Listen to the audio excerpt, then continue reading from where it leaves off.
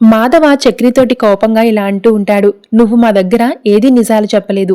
చాలా అబద్ధాలు చెప్పావు. మహాలక్ష్మి నిన్ను ఇష్టపడిందని చెప్పావు. అది అబద్ధం. ఆ విషయం మహాలక్ష్మే నీ ముందే చెప్పింది. నీ మాటలను నమ్మి నేను ఎంత పొరపాటు చేశానో తెలుసా? గుట్టుచప్పుడు కాకుండా దాల్చాల్సిన విషయాన్ని ఊరంతా తెలిసేలా చేశాను. జరిగిన పెళ్లిని పెళ్లే కాదనుకుంటున్న అమ్మాయిని రిసెప్షన్లో ఒక బొమ్మలా నిలబెట్టాను. ఆ దండలు మార్చుకుంటుంటే, ఆ పుస్తల తాడు మెడలో వేస్తుంటే మహాలక్ష్మి కళ్ళల్లో బాధను చూస్తూ కూడా ఏమీ చేయలేకపోయాను అంటూ మాధవ బాధపడుతూ ఉంటాడు. మనసులో లేని మనిషిని మహాలక్ష్మి పక్కన నిలబెట్టి అందరికీ నీ భార్యగా పరిచయం చేశాను. ఒక ఆడపిల్ల నిస్సహాయతను వాడుకుని కుటుంబం పైన పడిన మచ్చని చెరిపేయాలనుకున్న స్వార్థపరం రమణం. ఛీ, నీ వల్ల నేను కూడా మోసపోయాను కదరా అంటాడు మాధవ. అంటే ప్రేమించి పెళ్లి చేసుకున్నానని చెప్తే మీరు సంతోషపడతారని, పోలీస్ స్టేషన్లో పోలీసులు చేసిన పెళ్లిని చెప్తే మీరు బాధపడతారని మీ సంతోషం కోసమే ఊరుకున్నాను అంటాడు చక్రి. దేనికి సంతోషపడతాంరా? నువ్వు నిజమే చెప్పుండాల్సింది. నువ్వు ఏదో మతలబు చేసువురా, కానీ నా దగ్గర దాస్తున్నావు అని మాధవ అంటాడు.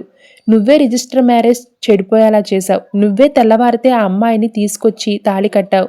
మ్యారేజ్ రిజిస్టర్ అయ్యేలా చేశావు అని మాధవ అంటాడు. అన్నయ్య, నిజం చెప్తున్నా. తనంటే నాకు చాలా ఇష్టం. తను తిట్టినా కోప్పడినా కూడా నాకు సంగీతంలా వినపడుతుంది. అంత ఇష్టం. కానీ ఆమెకు జరిగే పెళ్లి ఆగిపోవాలని నేను కోరుకోలేదు. ఆపాలని చూడలేదు. నాకు ఆ అదృష్టం లేదనుకున్నాను. పోలీసులు ఒక అవకాశం ఉందన్నారు. అది దేవుడి నిర్ణయమేనని నేను అనుకున్నాను. నాకన్నీ కలిసొచ్చాయి అని చెప్తూ ఉంటాడు చక్రి. ఇంటికి తీసుకొచ్చాక జరిగింది మీతో చెప్పేవాణ్ణేమో నాకు తెలియదు. కానీ మీరు ఊరంతా తెలిసేలా రిసెప్షన్ ఏర్పాటు చేశారు. ఇవన్నీ నేను అడిగానా? మీ సంతోషాన్ని మీరు అలా చూపించారు. మీ సంతోషాన్ని కాదనలేక ఆ అమ్మాయి సర్ది చెప్పలేక మధ్యలో నేను నలిగిపోయాను అని చక్రి చెప్తాడు. నువ్వు ఎలాంటి వాడువో నాకు అర్థమైందిరా. ఎదుటి వాళ్ళ అవసరాన్ని నీ అవకాశంగా మార్చుకున్నావు. సరే, ఇప్పుడు రిసెప్షన్లో అందరికీ మహాలక్ష్మి నిన్ను ఇష్టపడే పెళ్లి చేసుకుందని అర్థమైపోయింది. రేపు మహాలక్ష్మి హాస్టల్కి వెళ్ళిపోతానంటుంది. అప్పుడు జనాలు ఏమనుకుంటారు? అప్పుడేం చేస్తావు అని మాధవ అడుగుతాడు. అన్నయ్య, నా ప్రమేయంగా లేకుండానే ఇన్ని జరిగాయి. రేపు హాస్టల్కి వెళ్లకుండా కూడా ఏదో ఒకటి జరుగుతుంది. తన మనసులో కూడా ఎక్కడో నేనంటే ఇష్టం ఉంది. లేదంటే తను నా భార్యగా నిలబడేదే కాదు.